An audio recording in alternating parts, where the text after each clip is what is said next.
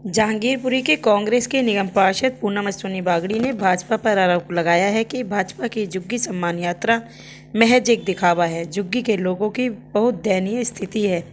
ना तो वहां नालियों की सफाई होती है, गरीब लोगों के पास गैस सिलेंडर भरवाने के लिए पैसे तक नहीं है, सब्जियों के भाव आसमान छू रहे हैं। भाजपा को चुनाव से पहले झुग्गी वालों की याद आती है। आइए सुनवाते हैं अश्विनी बागड़ी जी ने झुग्गी वासियों के लिए क्या कहा। सम्मान यात्रा निकाल निकाल रही है जगह जगह।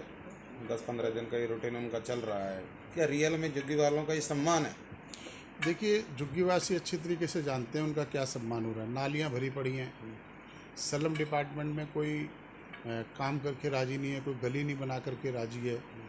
और जहाँ तक सवाल है कि झुग्गी वालों का किस प्रकार से सम्मान है, पिछले 7-8 सालों में उनका राशन कार्ड नहीं बना, उनमें रह रहे गरीब लोगों को, जो बुजुर्ग लोग हैं उनको पेंशन नहीं मिल रही। और जो कांग्रेस की सरकार में शीला दीक्षित जी मुख्यमंत्री जब थी तो उन्होंने पूरी दिल्ली के अंदर इन झुग्गी झोपड़ी वालों के लिए फ्लैट बनाए थे। 7400 फ्लैट तो देवेंद्र यादव जी ने बादली विधानसभा के अंदर बनाए थे, जिनका आज जो मसाला गिर रहा है, ईंटें झड़ रही हैं, टूट रही हैं, दरवाजे खिड़की चोर लेके जा रहे हैं। लेकिन इन सरकारों से उपराज्यपाल महोदय हों, चाहे दिल्ली की सरकार के मुख्यमंत्री अरविंद केजरीवाल जी हों, इन्होंने इन झुग्गी वालों को वहाँ पर प्लाट तक नहीं दिया।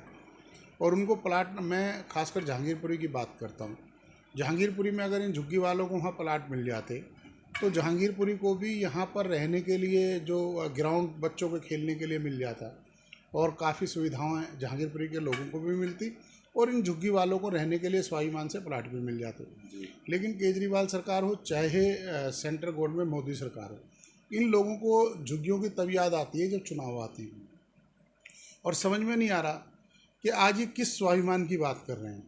आज झुग्गी वाले नरक की ज़िंदगी जी रहे हैं। छोटी छोटी झुग्गियों में गलियाँ, उनमें सीवर नहीं है, उनमें जो लेटरिन उस नाली के माध्यम से जाती है और नालियों की सफाई नहीं हो पाती, उसमें कीड़े घरों में चल रहे हैं।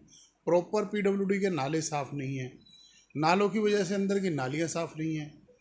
आप झुग्गियों के अंदर स्ट्रीट लाइट नहीं लगा सकते। आप क्या सुविधा दे करके किस स्वाभिमान की बात कर रहे हैं, ये समझ में नहीं आ रहा है। उनका मजाक उड़ाया जा रहा है। सर, बीजेपी का कहना है कि जहाँ झुग्गी वहाँ मकान, ये जो नारा लगाया जा रहा है, इसमें क्या सच्चाई है? ये कब से चल रहा है? एक भी जगह इन्होंने जहाँ झुग्गी वहाँ मकान पास किया तो बता दो कहाँ मकान पास किया। उनका आरोप है कि स्टेट गवर्नमेंट इसमें बाधा डालती है, इसलिए सफल नहीं हो पाया। उपराज्यपाल तो इनका है, उपराज्यपाल इनका है। उपराज्यपाल से क्यों नहीं स्कीम लागू करवाते? और ज़्यादा ही बात है तो केंद्र सरकार सीधे बना दे, डीडीए के माध्यम से क्यों नहीं बना देती है? केंद्र सरकार चाहे तो डीडीए के माध्यम से इनको बना करके, जो उनकी अपनी डीडीए की लैंड पर झुग्गियाँ हैं, ये ड्यूसुप की लैंड पर जो झुग्गी हैं, मैं मानता हूँ कि वहाँ पर दिल्ली की सरकार दिक्कत कर रही है। अगर भाजपा की नीयत साफ है तो जो डीडीए की लैंड पर झुग्गियाँ हैं वहाँ बना करके तो प्रपोजल पेश करें, दिखाएं दिल्ली की जनता को कि हमने किया।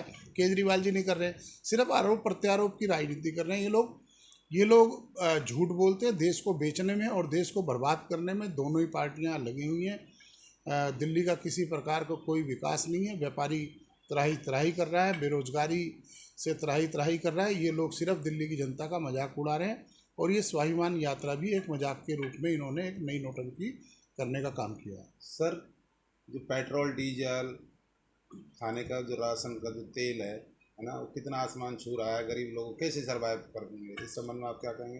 देखिए, यही मैं आपको बता रहा हूँ, जो 5 रुपये किलो आलू मिलता था आज 30 रुपये किलो, 40 रुपये किलो मिल रहा है। जो 10 रुपये किलो टमाटर था आज 60 रुपये किलो टमाटर मिल रहा है। आप एक टमाटर के हिसाब से भी लगाएंगे, मतलब रोटी सब्जी भी जो मेहनताना मजदूरी है, उस मजदूरी के हिसाब से आप देखेंगे तो एक गरीब आदमी रोटी सब्जी भी नहीं खा सकता है। इस कदर इन्होंने महंगाई बढ़ा दी है। और आदमी आज बस का किराया आप इतना डीजल बढ़ा देंगे तो वो डीजल का असर जो है सब्जी पे भी जाता है, वो राशन पे भी जाता है, वो कपड़े पे भी जाता है और वो उसके बस के किराए पर भी जाता है। अगर इस तरीके से पहले अक्सर कांग्रेस के टाइम में जब हम देखते थे 10 पैसे 20 पैसे बढ़ता था या महंगाई बढ़ती थी, तो उसके साथ साथ जो सरकारी कर्मचारी है उनकी सैलरी भी बढ़ती थी। जी जी जी। पिछले 7 सालों से कोई सरकारी सैलरी नहीं मिली, उनको पेंशन नहीं दी जा रही, उनकी सैलरी उनको भत्ता नहीं दिया जा रहा, बल्कि एमसीडी में तो जो सफाई कर्मचारी हैं उनको 6-6 महीने सैलरी नहीं देते, और सैलरी भी देते हैं तो 14 से 16 हज़ार रुपये देते हैं। तो ये देश बहुत आर्थिक तंगी की तरफ जा रहा है और बहुत इसके दुष्परिणाम आपको आगे देखने वाले समय में मिलेंगे। सर, आप दिव्यांग रेहड़ी पटरी वालों के लिए संघर्ष कर रहे हैं, विशेषकर उनके लिए क्या अभी ये प्रपोजल पास हुआ है? देखिए, मैं आपसे कहना चाहता हूँ, बड़े दुर्भाग्य की बात है कि 2000 से आज 21 साल हो गए, दिल्ली नगर निगम ने किसी भी दिव्यांग को खोखा लाट नहीं किया। एक तो ये दिव्यांग वक्त के मारे हैं, परिवार इनको बड़ी मुश्किल से घर का खर्चा देता है, और आज परिवार के लिए अपना खर्चा चलाना भारी पड़ गया है। ये दिव्यांग बड़ी जलालत की ज़िंदगी जी रहे हैं, और ऐसे में कुछ वो मेहनत करके अपनी रोजी रोटी कमाना चाहते हैं, तो किस तरीके से दूसरी विपक्षी पार्टियों के लोग इनके रास्ते में बाधा बनने का प्रयास कर रहे हैं, वो दिल्ली की जनता देख रही है। क्या सर ये दिव्यांग रेहड़ी पटरी वाले राजनीति का शिकार नहीं हो रहे इससे? नहीं लगता? मैं समझता हूँ कि राजनीति का शिकार का क्या पैमाना है। अगर कोई भी व्यक्ति कह रहा है कि उनको रोजी रोटी कमाने का अधिकार होना चाहिए तो होना चाहिए। कौन राजनीति कर रहा है, क्यों कर रहा है, मैं नहीं समझ सकता। Thank you sir.